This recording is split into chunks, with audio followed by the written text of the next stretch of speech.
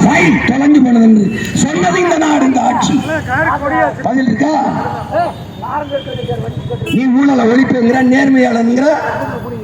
தேர்தல் பத்திரத்தின் மூலமாக இந்தியாவிலே அதிகமாக 6650 கோடிக்கு மேலே தனிப்பட்ட முதலாளிடத்துல காசு வாங்கிய ஒரு ஊழல் பெருத்த கட்சி பாரதிய ஜனதா ஆட்சி. மறுக்க முடியும். அந்த முதலாளியில் நிற்பவன், உன் உணர்வை மதிக்காதவன், உன் உயிரை ஒரு பொருட்டாக நினைக்காதவனுக்கு நீ ஓட்டு போடாமல் வீழ்த்தினால் அவன் உன் மேல அக்கறையில் வருவான். ஏதாவது பேசினா ஏதாவது செஞ்சா தாண்டா ஓட்டு போடுவாங்க, தமிழ்நாட்டுக்கு நுழைய முடியாதா என்ற நிலையை நீ உருவாக்கணும். சரி, மேகதாதுல அணை கட்டணும்னு சொல்றாரு மத்திய நீர்வளத்துறை அமைச்சர், பாரதிய ஜனதாவுடைய அமைச்சர். தம்பி கருத்தன்னு, இந்த மாநிலத்தின் தலைவர், பாஜக தலைவர் கருத்தன்னு, ஒரு சொட்டு தண்ணி தர முடியாது தமிழ்நாட்டுக்கு. காங்கிரஸ் ஆளுகிறது, காங்கிரசின் முதல்வர் சீதாராமையா, துணை முதல்வர் சிவகுமார் சொல்லுகிறாங்க. உங்கள் கருத்து என்ன பெருமகனே? உங்கள் கருத்து என்ன? தமிழ்நாட்டு மக்களின் நதிநீர் உரிமையில உங்கள் நிலைப்பாடு என்ன? என்ன நிலைப்பாடு? கச்சத்தீவு மீட்பு அது நாங்க பாத்துக்கிறோம். அருணாச்சல பிரதேசம் என்னதுங்கிறான சீனா, அதுல உங்கள் நிலைப்பாடு வாட்டப்பட்டு ஸ்டாண்ட், ஒரு ஒப்பீனியன் என்ன இருக்கு? 11 மாவட்டத்துக்கு சைனீஸ்ல பேர் வச்சு பழக வச்சுட்டு போயிருக்கானே, அதுல ஏதாவது கருத்து இருக்கா? எடுத்து பேசுவீங்களா? அருணாச்சல பிரதேச தொட்டா தொலைச்சு போடும், அப்படி ஏதாவது வசனம் இருக்கா? வீர வசனம் இருக்கா? நோ. ஏன்? அவன் உண்மையிலே ராணுவம் வச்சிருக்கான். என்னது? ஒரு கோட்பாடு கிடையாது. இஸ்லாமியர்களுக்கு எதிராக பேசுறது, கிறிஸ்தவர்களுக்கு எதிராக பேசுறது தவிர வேற. மதம் எப்படி அரசாங்கம்? மதம் மதம் கடந்து மனிதம் பேசணும். அதான் அரசியல், அதான் கட்சி. நீ ஒண்ணு செய்ய, இஸ்லாமியரை நிராகரிச்சு இஸ்லாமியனுக்கு ஒரு சீட்டு கூட கொடுக்க மாட்டா, அவன் ஓட்டு உனக்கு போட மாட்டான். நீ சரியான ஆளுக தானே. இஸ்லாம் கிறிஸ்தவர் இந்த நாட்டுக்கு வரி கட்ட வேண்டாம், ஒரு அறிக்கை போட்டு போடுவா. நீ மாட்டுக்கறி அதிகமா ஏற்றுமதி செய்யறது யாரு? நீதான். 24 லட்சம் ton beef export Hindustan number 1 சொன்னது நீங்க தாங்க. எந்த நாட்டுக்கு ஏற்றுமதி செய்யறீங்க? அது அவ்வளவும் கிறிஸ்தவர் இஸ்லாமியர் நாடு இல்லைன்னு சொல்ல. அவன் காசு வேணும். எப்படி? இஸ்லாமியர் கொடுக்கிற காசு, மாட்டுக்கறி அனுப்பிட்டு காசு, பெட்ரோல் வரணும், எல்லாம் வரணும். ஆனா இங்க இருக்கிற இஸ்லாமிய பாகிஸ்தான் ஓடிடணும், காஷ்மீர் இஸ்லாமிய இந்தியாவுக்குள்ள வந்துடணும். எப்படி ஒரு கோட்பாடு, ஒரு கொள்கை? இவனுக்கு ஏதாவது ஒண்ணு. பாகிஸ்தான் பக்கத்து நாடு, பசுமாடு, ஜெய் ஸ்ரீராம் கோஷம், இது 3 தவிர வேற ஏதாவது இருக்கா? ஏதாவது பாலிடிக்ஸ் இருக்கா? ஏதாவது இருக்கா? சரி, இந்த RSS பிஜேபி இருக்க தலைவர்கள் விடுதலைக்கு போராடி தூக்குல தொங்குன வேணா சொல்லு. யாராவது சொல்லு.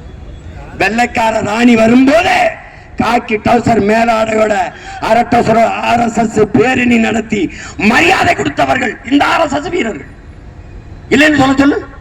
இந்த சவர்கர், கோரை சவர்கர் 2 முறை பிரிட்டிஷ் அரசாங்கத்துக்கு கடிதம் எழுதி என்னை மன்னித்துக் கொள்ளுங்கள், நான் உங்கள் ராஜ்யத்திற்கு விசுவாசமாக இருப்பேன் என்று மன்னிப்பு கடிதம் எடுத்து கொடுத்த அந்த கோரை வீர சவர்கர் ஆகிவிட்டார். இவர் எப்படி இருக்கு? அப்ப இவரே வீரர். தூக்குலதவன பகத்சிங்க்கு பேர் என்ன? சுபாஷ் சந்திர போஸுக்கு பேர் என்ன? எங்க பாட்டன் தீரன் சின்னமலைக்கு பேர் என்ன? மருதுபாண்டி வேலநாச்சியார், பூலித்தேவன், அலைமுத்துக்குன், பண்டாரவண்டியன், பெரும்பிடுகு முத்தரையர்கள்லாம் பேர் என்ன? அவ்வளோ பேர் என்ன? இவரே வீரர்னா கர்நாடகால நம்ப முடியாத கர்நாடகால பாட புத்தகத்துல வீர சவர்கர் ஜெயில இருந்து எப்படி தப்பிச்சாராம் தெரியுமா? புல்புல் குருவி இருக்குல்ல, இது எப்படி இருக்கும்? சின்ன குருவி. இந்த புல்புல் குருவி ரெக்கையில ஏறி உட்கார்ந்து அப்படி ஜன்னல் வழியா பறந்து வெளியே வந்துட்டாராம். இத பாடமா வச்சு படிக்க வைக்கிறாங்க பிள்ளைய. எவ்வளவு அறிவா இருந்தவர்கள்!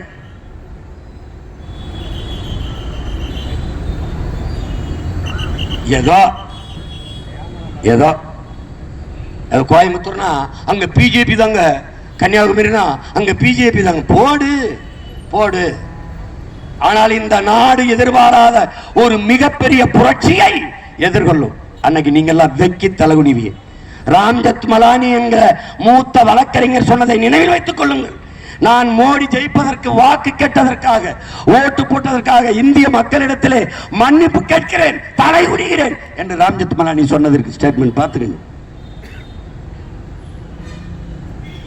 பிரகாஷ்ராஜ் சொன்னதை ஓட்டு போடும்போது ஞாபகம் வச்சுப்போ. மோடி டிவித்தார் என்று சொன்னதை நம்புகிற நாட்டு மக்கள் மோடி இந்த நாட்டை விற்கிறார் என்பதை நம்ப மறுக்கிறார்கள் என்று.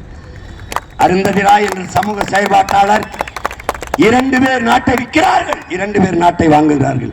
விற்கிற 2 பேர் மோடியும் அமித்ஷாவும், வாங்குகிற 2 பேர் அதானியும் அம்பானியும். 4 பேருமே குஜராத்திகள்.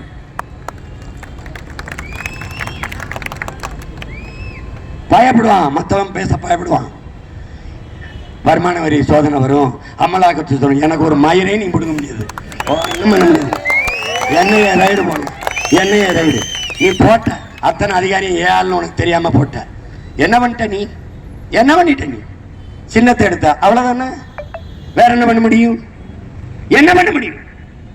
நீ பல அதிகாரிகளை, பல கேடிகளை, குற்றவாளிகளை ஜெயில பிடிச்சு போட்டிருப்ப. நான் ஜெயில இருந்து வெளியில வந்து கட்சி ஆரம்பிச்சேன். தம்பி தம்பி அண்ணாமலை செய்த அரும்பெரும் காரியம் தெரியுமில்ல? தமிழ்நாட்டுக்கு மொத்த ரவுடி ஊழல்வாதிகளையும் பிடிச்சு ஜெயில போடுறதுக்கு பதிலாக பிடிச்சு பிஜேபியில சேர்த்து விட்டதா அவர் செஞ்ச பெருங்காரியம்.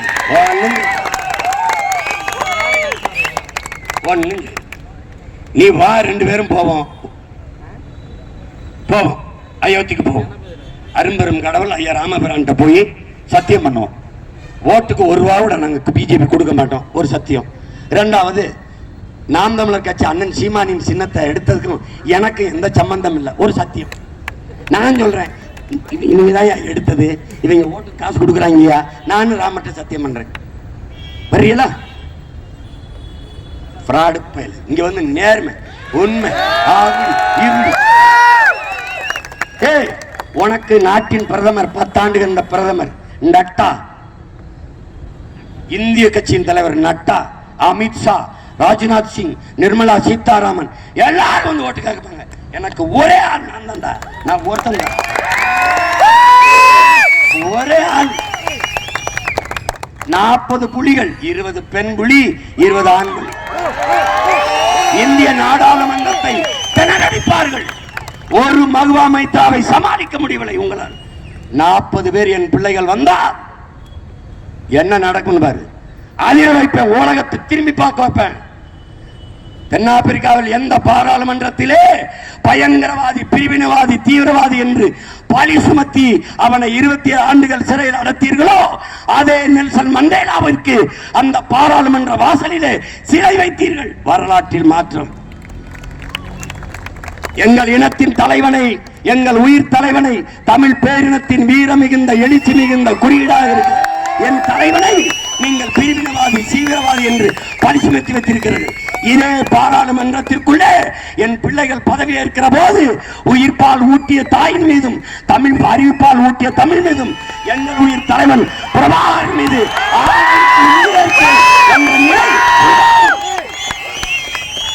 உலகம் எங்களை திரும்பி பார்க்கும். உரிமை இழந்த அடிமைப்பட்டு கிடக்கிற தமிழ் பேரினத்தின் பிள்ளைகள் இந்த மண்ணின் உரிமைகளுக்காக முழங்குவார்கள். இதே ஒளி வங்கி மூலமாக. அறிவார்ந்த தமிழ் சமூக மக்களே, ஏமாந்து விடாதீர்கள். இந்த தேர்தலில் மிக விழிப்புணர்வுடன் இருங்கள். சாதி மதத்தை கடந்து நாட்டு நலனை பாருங்கள். மதம் பார்த்தீர்கள் என்றால் மழை இருக்காது, மலையில் என்றால் மழை இருக்காது, மலையில் என்றால் நிலத்தில் வளம் இருக்காது, குடிக்க நீர் இருக்காது, சுவாசிக்க காற்று இருக்காது, படிக்க கல்வி இருக்காது, படித்தால் வேலை இருக்காது. எல்லாவற்றையும் சிந்தியுங்கள். சாதி மனத்தை காப்பாற்றி நீங்கள் எதை சாதிக்க போறீர்கள்? அதை தாண்டி வாருங்கள். மண்ணை, மக்களை காப்பாற்ற ஒரு துளி சிந்திங்கள், ஒரு துளி சிந்திங்கள். மனிதனுக்காகத்தான் மதம், மனிதன் உருவாக்கி கொண்டது சாதி. ஆனால் மதத்துக்காக மனிதன் கிடையாது. அதை நல்லா கவனிச்சு வச்சு.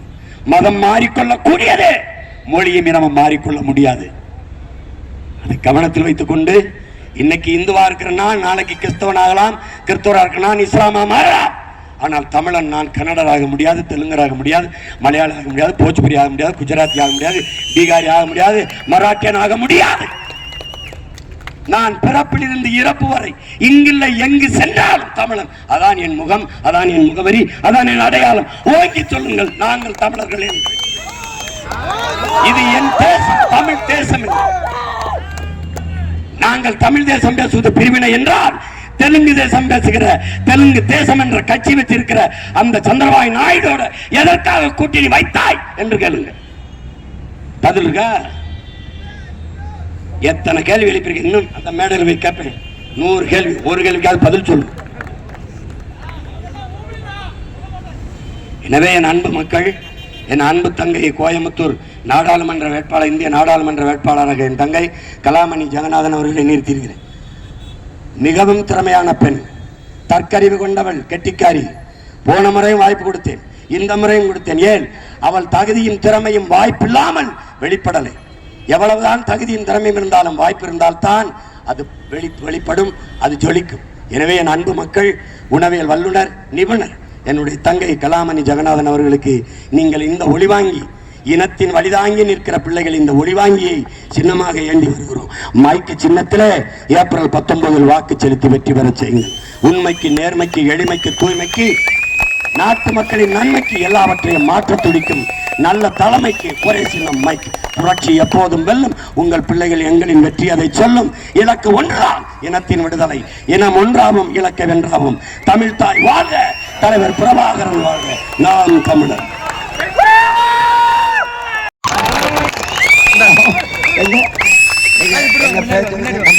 நம்ம நேர்மையாளர் இங்க போட்டி வர்றாருல்ல பிஜேபிக்கு, அவரை கேளுங்க. ஏங்க இந்த எலக்ட்ரல் பாண்ட்ல நீங்க 6000 கோடிக்கு மேல காசு வாங்கிட்டீங்கன்னு சொல்றாங்கல்ல, அதை பத்தி உங்க கருத்து என்ன? நோடில்லா அது நோடில்லா காவிரி இஷ்யூ நோடில்லா, தமிழ்நாடு நோடில்லா, இங்க உனக்கு ஓட்டில்லா. என்னது கொடுமை. நேர்மையாளர்கள்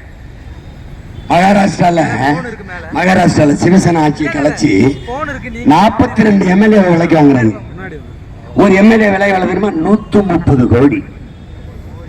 42 எம்எல்ஏ 130 கோடி கொடுத்து வாங்கி முதலமைச்சராகி இவங்க ஆட்சி செய்து 70,000 கோடியில் ஊழல் குற்றச்சாட்டு சாட்டப்பட்ட அஜித் பவாரை துணை முதல்வராக்கிய கட்சி பாரதிய ஜனதா.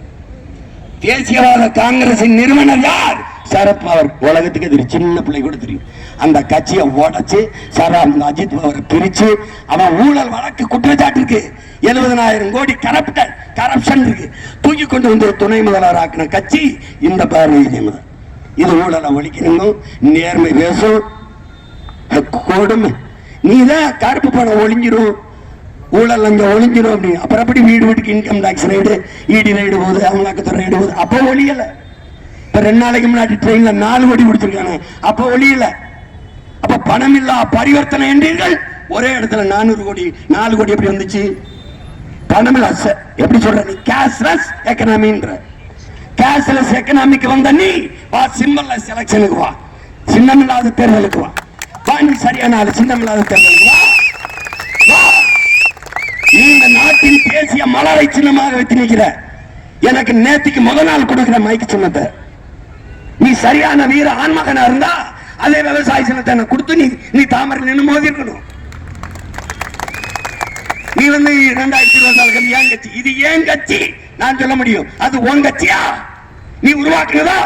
நீ நல்ல வீர மகன் ஆண்மகன் வெளியே வா. வெளியே வந்து நீ கட்சியை தொடங்கி என்னை மாதிரி தொடங்கி நில்லு. அப்படி நில்லு, ஆண்மகனா நில்லு. இது ஏன் கட்சி, என் ரத்தம், என் வேர்வை, நான் மூச்சை பேச்சாக்கி உருவாக்கின கட்சி. நீ மோடியின் நிழல நின்று ஆடுற. மோடி அப்படி போயிட்டு நிழல நீ செத்து போக விழுத ஒண்ணு இருக்காது. ஒரு பயம் அதிக்க மாட்டான். இந்த மாநில தலைவர் பதிலிருந்து ஒரு தூக்கி போட்டா பொன் ராதாகிருஷ்ணன், தமிழிசை, சிபி ராதாகிருஷ்ணன் ஒரு மரியாதையாக இருந்தது. ஏன்னா நல்ல மனிதர்கள், அதுவும் உனக்கு இருக்குது. என்னென்ன சேட்டை சின்னத்தை எடுத்து கொடுத்து கர்நாடகாவில் ஒரு கவர்மெண்ட்கோ அவன் இங்க போட சொல்லி அவன் போடல. சரி போச்சுன்னா சுயேட்சைக்கு கொடுத்து எங்கெல்லாம் மைக்கு சின்னம் இருக்கோ அதுக்கு பக்கத்துல சுயேட்சையில ஓட முடியாதுன்னா தேசிய கட்சிக்கு ஒதுக்கி இருக்கு. எப்படி சுயேட்சையில போடுது? போ, எப்படி போடுது? ஃபர்ஸ்ட் கம் ஃபர்ஸ்ட் சர்வ்னா அப்படி ஐயா ஜி.கே. வாசனுக்கு சைக்கிள் போச்சு, அப்படி டிடிவி தினகரன் ஐயாவுக்கு குக்கர் போச்சு, எங்க ஐயா அன்புமணிக்கு எப்படி மாம்பழம் போச்சு. அது ஃபர்ஸ்ட் கம் ஃபர்ஸ்ட் சர்வா? என்னோட சின்னத்தை சுயேட்சையில வைக்கிற நீங்கள் ஏன் இந்த சின்னங்களை 2 தொகுதியான போடுறாங்க, மீதியை சுயேட்சைக்கு வைங்கன்னு? ஏன் சைக்கிள் வைக்கல, ஏன் குக்கரை வைக்கல, ஏன் மாம்பழத்தை வைக்கல? ஏன்னா என்னை பார்த்து பயம்.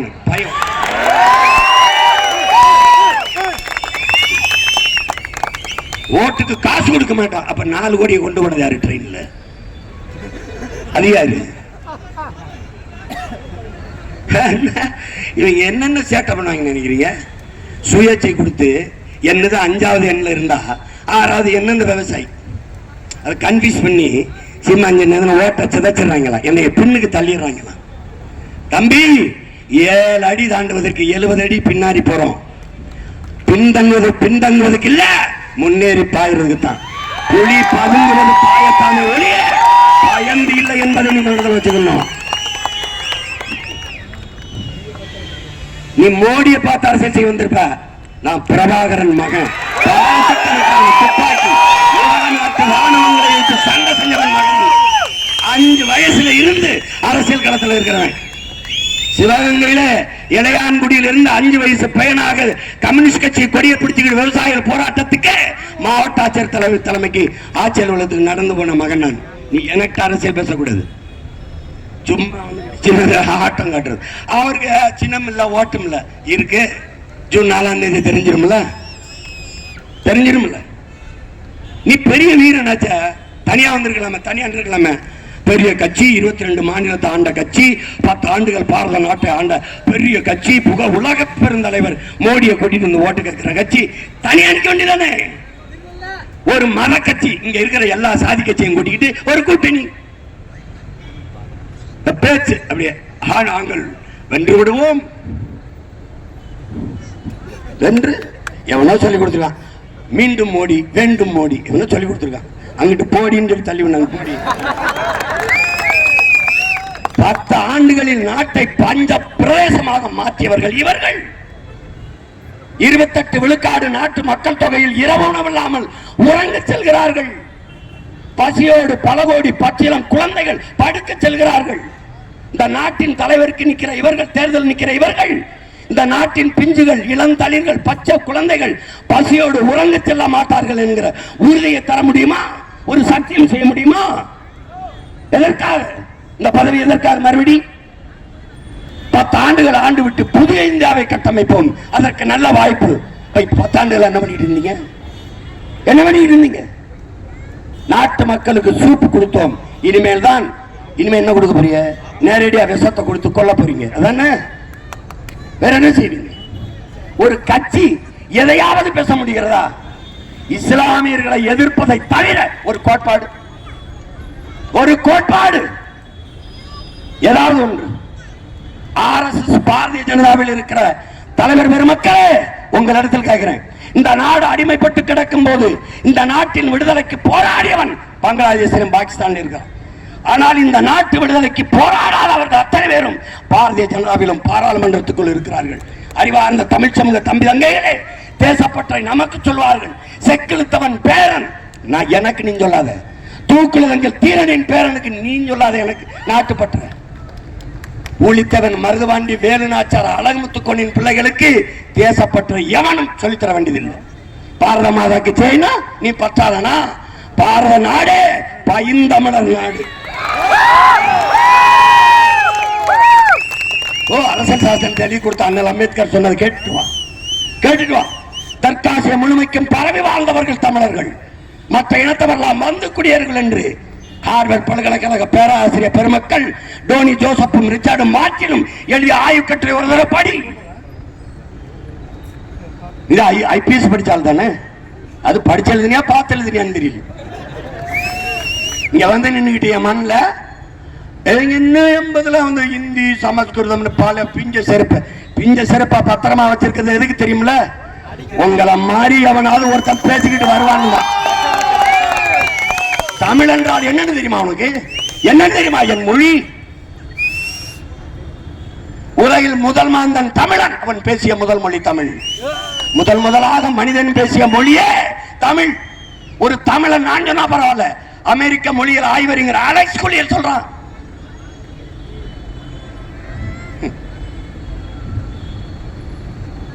பதிரொலி ஆற்றுடன் பன்மலை அடுக்கத்து குமரி கோடும் கொடுங்கடல் கொல்ல வடதிசை கங்கையும் இமயமும் கொண்டு தென் திசை ஆண்ட தென்னவன் வாடி என்று சிலப்பதிகாரம் பாடுது. இமயம் வரை கட்டி ஆண்டவன்டா. இமயத்தில் கொடியை நட்டான் இமயவரம்பன் நெடுஞ்சேரலாதன் என்றால் ஊரா நாட்டு போய் நட முடியாது. என் நாடு சேட்டை செய்யறது. சும்மா தமிழ்னு பேசிக்கிட்டு இருக்காங்க. என்ன உங்க ஆளு ஒரு நான் பேசுறதே பேச்சுக்க. இந்திய மொழிகளின் தொன்மையை தமிழில் இருந்து அறியலாம். நான் பேசல, ஐயா மோடி. உலக மொழிகளின் மூத்த மொழி தமிழ், அது எங்கள் இந்தியாவில் இருப்பது பெருமை. இதுவும் நான் சொல்லல, ஐயா பேசுனதான். ஓட்டு கேட்க வரும்போது வரப்பெயரா நீர் உயரா நீர் உயரா நெல் உயரா எல்லாம் பேசணும். பாட்டி அவையோட பாட்டை பாடுறது நம்ம நம்புறது. நம்மால நம்ம மேல பாசமா இருக்காரு. கோழிக்கு இறவடும் போது பேக் பேக் பேக் பேக் அதன் மொழியிலேயே பேசி போடுறது. அந்த பயவுல நம்மால் நினைச்சு தின்ட்டு அடுத்த அரைநொடியில சட்டியில வந்துகிட்டு இருக்கு. அந்த மாதிரிதான் நீ இவனை நம்பாத, நம்மால் மாதிரி நடிப்பான். நம்பாத. உண்மையிலே தமிழ் மீது தமிழர்கள் மீது பற்றிருந்தால் புதிதாக கட்டியெழுப்பப்பட்ட பாராளுமன்ற கட்டடத்திலே அங்கே இங்கிலீஷிலே கல்வெட்டு, சமஸ்கிருதத்தில் கல்வெட்டு, இந்தியிலே கல்வெட்டு. ஏன் என் தாய்மொழி தமிழிலே இல்லை? இந்தியாவின் மூத்த மொழி தமிழ். தெரியாதா? இந்திய ஆட்சி மொழி எது வர வேண்டும்? இந்திய மொழியில் தொன்மையான மொழி எதுவோ அதான் வர வேண்டும். கருத்து முன்வைக்கப்பட்ட கருத்து. அந்த நேரத்தில் ஒரு மகன் எழுந்தான், இந்திய மொழிகளில் தொன்மையான மொழி அதுதான் பழமையான மொழி, அதுதான் ஆட்சி மொழியாக வர வேண்டும் என்றால் தமிழ் தான் வர வேண்டும். தமிழ்தான் இந்திய மொழிகளில் மூத்த மொழி, தொன்மையான மொழி. இதை எந்த வரலாற்று ஆய்வு அறிஞனும் தொல்பொருள் ஆராய்ச்சியாளனும் மறுக்க முடியாது என்று பேசியவன் எங்கள் தாத்தா கண்ணியமிக்க காகித மெல்லத்தவர்கள்.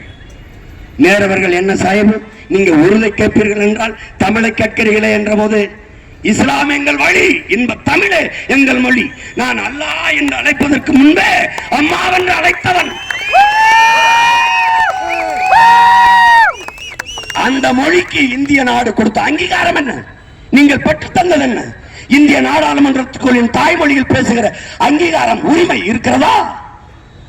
நாங்கள் பேசும்போது கொக்கரிக்கிறீர்கள், சிரிக்கிறீர்கள். எங்க ஐயா தம்பித்துறை பாராளுமன்ற உறுப்பினராக இருக்கும் போது தமிழிலே பேசியதற்கு ஏளனமாக சிரித்தீர்கள். ஒரு தமிழன் தன் தாய்மொழியை இழிவுபடுத்தி பேசுவது உலகத்தில் எங்க நடக்குது? எங்க நடக்குது?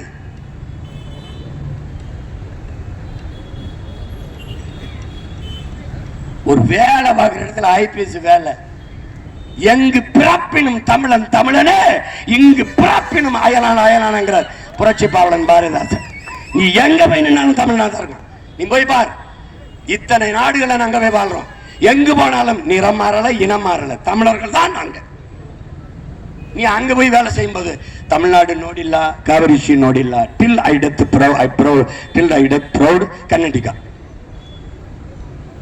அப்புறம் இங்க எதுக்கு வந்து தேர்தல் நிக்கிற? அங்க போய் நிக்க வேண்டியதானே, அங்க போய் நிக்க வேண்டியதானே. என் மக்கள் என் மண். அத கர்நாடகாவில் போட்டா இந்தியான்னு நினைக்கலாம், பீகார்னு போட்டா இந்தியான்னு நினைக்கலாம், அல்லது குஜராத்னு போட்டா என் மண் என் மக்கள்னு போட்டா இந்தியாவை சொல்றாங்கன்னு நினைக்கலாம்.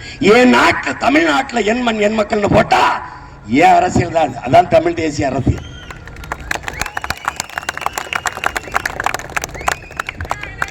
ஒரு கருத்து கிடையாது. சும்மா நடப்பாங்க, இல்லைன்னா ரோடு ஷோ இப்படி கை காட்டிட்டு போயிட்டு. நீங்க ஓட்டு போடும்போது தேர்தலில் போய் கை காட்டிட்டு போயிட்டு வேண்டியது. ஒரு கோட்பாடு, ஒரு கருத்து. இவ்வளவு கேட்கிறமே ஒண்ணு, பணம் செல்லாது என்பதும் ஜிஎஸ்டி வரியும் தான் இந்திய நாட்டின் பொருளாதாரத்தை இவ்வளவு பெரிய வீழ்ச்சிக்கு தள்ளியது உலக வங்கி. அதற்கு இந்த சங்கிகளின் பதில் என்ன? உலக வங்கி சொல்லுது இதுதான்டா காரணம். வளரும் வளரும் என்றார்கள், வளரும் நாடு பட்டியலையே இந்தியா இல்லை. எங்கே வளருது? எங்கே வளருது? நீ டிஜிட்டல் இந்தியா, எண்ணியல் இந்தியா, ஸ்மார்ட் சிட்டி, எண்ணியல் இந்தியால தேர்தல் நடந்துச்சுல, ஓட்டை என்றதுக்கு எதுக்கு 44 நாள் எதுக்கு ஆகுது? தட்னா சொல்ல போகுது, தட்னா சொல்லுமில்ல ராஜா. அது ஏன் 44 நாள் பெட்டி ஒரு இடத்துல பூட்டி கிடக்குது? இது என்ன எண்ணியல் இந்தியா? என்ன இந்தியா? ஸ்மார்ட் சிட்டி, ஸ்மார்ட் சிட்டியில நாடு எந்த அளவுக்கு வளர்ந்துருக்கு சொல்லு. அந்த இடங்கள்ல குடிநீர் சரியா கிடைச்சிருச்சா? தடையற்ற மின்சாரம் வந்துருச்சா? சாலை சரியா போடப்பட்டுருச்சா? கல்வித்தரம் உயர்ந்துருச்சா? ஒரு எளவும் இல்லை. அப்புறம் ஸ்மார்ட், ஏன் ஸ்மார்ட் வில்லேஜ் வர மாட்டேங்குது? ஏன் வர மாட்டேங்குது? நீங்கள் வளர்ச்சி என்று கட்டமைப்பது நகர்ப்புற வளர்ச்சியை மட்டும்தான். நகர்ப்புற வளர்ச்சி, நகர்ப்புறத்திலே கல்வி, நகர்ப்புறத்திலே மருத்துவம், நகர்ப்புறத்திலே வேலை வாய்ப்பு என்றால் கிராமங்கள் காலியாகும், நகரங்கள் பிதுங்கி வெடிக்கும். கிராமங்கள் காலியானால் நகரங்கள் வாழுகிற மக்களுக்கு உணவு தேவை. பால், முட்டை, கறி, அரிசி, பருப்பு, கீரை, வெங்காயம், வெண்டைக்காய், சொரக்காய், பூசணிக்காய், புடலங்காய் எங்கிருந்து வரும்? கிராமம். கிராமம் காலியானால் வறுமையை சந்திக்கும் நாடு செத்துப்போம். இது சிந்திக்காத தலைவர்கிட்ட நாட்டை கொடுத்து என்ன பண்ண போற? பசிக்குதா? பசிக்காம இருக்க நான் ஒரு மந்திரம் சொல்றேன், ஜெய் ஸ்ரீராம் சொல்லிட்டு போய் படுத்து. ரொம்ப பசிக்குதாடா, ரொம்ப பசிக்குதா, 3 times ஜெய் ஸ்ரீராம் ஜெய் ஸ்ரீராம் ஜெய் ஸ்ரீராம். பரீட்சைக்கு போறியா? பரீட்சைக்கு போறியா? தேர்வு தாள்ல பாரு, ஜெய் ஸ்ரீராம் ஜெய் ஸ்ரீராம் ஜெய் ஸ்ரீராம் ஜெய் ஸ்ரீராம். கீழே கீழே கீழே மோடி வாழ்க மோடி வாழ்க, மீண்டும் மோடி வேண்டும் மோடி, மீண்டும் மோடி வேண்டும் மோடி. பாஸ் பாஸ் நீ பாஸ் நீ பாஸ். 6 வயசு பிள்ளை கற்பழிச்சிட்டாங்களா? என்னங்க இப்படி பண்ணிட்டாங்க? ஜெய் ஸ்ரீராம் ஜெய் ஸ்ரீராம் ஜெய் ஸ்ரீராம். என்னங்க இத்தனை கோடி மக்கள் பசியோடு இருக்காங்க? ஜெய் ஸ்ரீராம் ஜெய். இப்ப தேர்தல் அங்க ஓட்டு ஒண்ணு கேட்கும், ஜெய் ஸ்ரீராம் ஜெய் ஸ்ரீராம் ஜெய் ஸ்ரீராம். நான் உனக்கு ஒரு உடன் பிறந்தவனா சொல்றேன், எனக்கு ஓட்டு போடு போடாத, நீ போடாத கூட விடு, ஆனா இவங்களுக்கு போட்டாத, இவங்களுக்கு போட்டாத. இந்த நச்சு செடியை, இந்த நாச மரத்தை நம் நாட்டில் வளர விட்டுறாது. அவன் வந்தா 1.5 கோடி இந்திக்காரன் உள்ள இருக்கான். இந்த நிலத்தின் அரசியலையும் அதிகாரத்தையும் அவன் தீர்மானிப்பான். நீ நாடற்றவன் ஆக்கப்படுவாய், அடித்து விரட்டப்படுவாய். எழுதி வச்சுக்க. இப்பவே இந்திக்காரன் வந்துட்டான். இந்தியை திணித்தார்கள், எதிர்த்தாய். இந்திக்காரனை திணிக்கிறார்கள், முடியல. திமுக எதிர்கட்சியா இருக்கும்போது இந்தி அது போடா, ஆளுங்கட்சியா வந்தா இந்திக்காரனை வாடா, எதிர்கட்சியா இருக்கும்போது கோம்பக் மோடி, ஆளுங்கட்சி வெல்கம் மோடி. இதாண்டா இவங்க கொள்கை. இவ்வளவுதான் திமுக, இவ்வளவுதான். இவங்க கோட்பாடு என்ன? ஒரு செங்கலை தூக்கிட்டு வருவாங்க பாருங்க, எய்ம்ஸ். இந்த செங்கலை வச்சது யாரு தெரியுமா? இவங்க தான். மன்மோகன் சிங் ஆட்சியில எங்க ஐயா அன்புமணி சுகாதாரத்துறை அமைச்சராக இருக்கும்போது அடிக்கல் நாட்டினாங்க. அதுக்கப்புறம் 15 ஆண்டு மறுபடியும் இப்ப அந்த செங்கலை தூக்கிட்டு வந்திருக்காங்க. நீங்க அடிக்கல் நாட்டிங்களே, ஏன் கட்டி முடிக்கல? அதுக்கப்புறம் ஐயா மோடி 10 ஆண்டு கட்டி முடிக்கல. இந்த செங்கல் எதற்காக இன்னும் பாதுகாக்கப்பட்டிருக்கிறது? இவங்களுக்கு சமாதி கட்டுறதுக்கு, அடிக்கல் வைக்கிறதுக்கு நமக்கு அந்த செங்கலை வச்சிருக்காங்க. அப்புறம் என்ன வருது? அப்புறம் முட்டை. எதுக்கு? 3 ஆண்டு ஆட்சியில நாங்க வாங்கின மார்க் இதுதான், முட்டை. இந்த முட்டை தான் எங்கள் மதிப்பு. அதுக்கப்புறம் என்ன? ஒரு போட்டோ. ஐயா எடப்பாடி பழனிசாமி பிரதமர் மோடியை பார்த்து எப்படி பல்லக்காட்டி சிரிக்கிறாரு பாருங்க, அது ஒரு படம். இவர் ஐயா எடப்பாடி பழனிசாமி ஸ்டாலினும் ஒரு மகன் உதயநிதியும் பாருங்க மோடி கிட்ட எப்படி பல்லக்காட்டி சிரிக்கிறாங்க. 2 பேரும் கோல்கட் பர்பஸ் விளம்பரத்துக்கு நடிக்கிறாங்க பல்ல காட்டிக்கிட்டு. நீங்க ஏப்ரல் 19 போய் ஓட்ட மைக்கு போட்டுட்டு பல்ல காட்டிட்டு வந்துருங்க. அவ்வளவு ராஜா. திராவிட திருடர்கள்ட்ட நாட்டை கொடுத்த நீ 1000-500க்கு கையேந்திர பிச்சைக்காரனா மாறி நிக்கிற. இந்த பயல்கள்ட்ட கொடுத்த சொடா சொடா நகிக படா படா அப்படின்னா கொஞ்சம் கொஞ்சமா திருடாத, மொத்தமா திருடிடுங்க. உன்னை முடிச்சு விடுவான்னு பாத்துக்க, முடிச்சு விடுவான். ஈழத்துல உன்னை அடிச்சு விரட்டுனா அகதியா வந்து நிக்கவாத ஒரு இடம். இங்க அடிச்சு விரட்டுனா எங்க போவாய்? மல்லாக்கு போய் படுத்து வீட்டுல சிந்தி. அண்ணன் இதை சொன்னானே, எங்க போறதுன்னு தெரியலன்றானே, அடிப்பான். திருப்பூர்ல அடிச்சோடனே என்னை கூப்பிட்டான். நான் சொன்னேன், மக்களே நான் போதிக்கும் போது உனக்கு புரியாது, பாதிக்கும் போது நான் சொல்றது புரியும்னு. அடிச்சா உனக்கு வலிச்சது என்னை தேண்டேன். இப்பவும் சொல்றேன், அடிப்பான் அடிப்பான். நாடுதான் தமிழ்நாடு. இருக்கிற அதிகாரம் ஓ அதிகாரம் இல்ல, உனக்கான அதிகாரம் இல்ல. பாரு, கர்நாடகான்னு வந்துருச்சுல, காங்கிரஸ் ஒரு சுத்து தண்ணி தர முடியாதுங்க. ஆனால் அவன் இந்திய கட்சி, இந்திய இறையாண்மை பேசுவான்.